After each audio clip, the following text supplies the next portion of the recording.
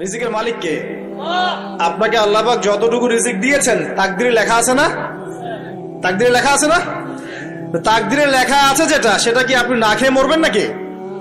যদি আপনার তাকদিরে থাকে যে আপনি 50 বছর বাঁচবেন আর 50 বছরে আপনি 500 মন চাল খাবেন, কথার কথা, ওই চালের এক দানা বাকি থাকতে আপনি মরবেন?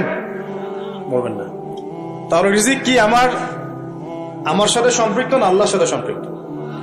এই বিশ্বাসটা করতে হবে। তো দাড়ি রাখলে কি মেয়েরা পছন্দ করবে না নাকি? বলেছে যে বিয়ে করবো না দাড়ি রাখলে, এমন কথা বলেছে? যদি কোনো মেয়ে এরকম কথা বলে, ওই মেয়েকে বিয়েই করার দরকার নেই আপনার। যদি কোনো মেয়ে আপনাকে বলে যে দাড়ি রাখলে ভালো লাগে না, শেভ করতে হবে, না হলে বিয়ে হবে না, বিয়ে করব না, ওই মেয়েকে বিয়ে না করাই উচিত আপনার। ওর তো মানে আপনাকে বিয়ে করার যোগ্যতাই হয়নি, ওর তো যোগ্যতাই হয়নি আপনাকে বিয়ে করার। সে তো দাড়ি নিয়ে প্রশ্ন তুলছে। যে মেয়ে বলবে যে নবীর সুন্নত আছে এজন্য আপনাকে পছন্দ করি, তখন বুঝবেন যে হ্যাঁ, এই মেয়ের মধ্যে ভালো কিছু আছে।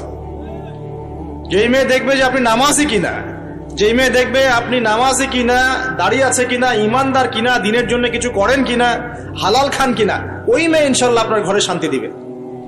আর যেই মেয়ে আপনাকে দেখবে আপনার কত বড় সম্পত্তি, কতটা বড় জমি, কত বড় চাকরি, সুদ খান কিনা ওর কোনো আসে যায় না, টাকা হইলেই হইল, এগুলোকে ঘরে ঢুকালে অশান্তি আর অশান্তি। কি চাচ্ছেন, শান্তি না অশান্তি? নবী সাল্লাল্লাহু আলাইহি ওয়াসাল্লাম বলেছেন, দিনদারিতা দেখে মেয়েদেরকে বিয়ে করো। কি দেখে? একই বিষয় ছেলেদের জন্য মেয়েদের জন্য সেম। ছেলে দেখতে হবে দিনদার কিনা, মেয়ে দেখতে হবে দিনদার কিনা, পর্দা করে কিনা, দিনদারিতা আছে কিনা। দুনিয়ার এই ছোটখাটো বিষয় যদি দেখেন, তুচ্ছ বিষয়গুলো, একদিন না একদিন আপনি পস্তাবেন কিন্তু। আর যদি আপনি দিনদারিতা দেখেন, ইনশাল্লাহ আপনি কোনোদিন পস্তাবেন না ইনশাল্লাহ। আল্লাহ পাক তৌফিক দান করেন। আমি এটা একটা বড় সিদ্ধান্ত জীবনের। এই সিদ্ধান্তে যদি ভুল করে ফেলেন সারা জীবন পস্তাতে হবে। অতএব এখানে বেশি আবেগে ফ্যান্টাসিতে ভুগবেন না।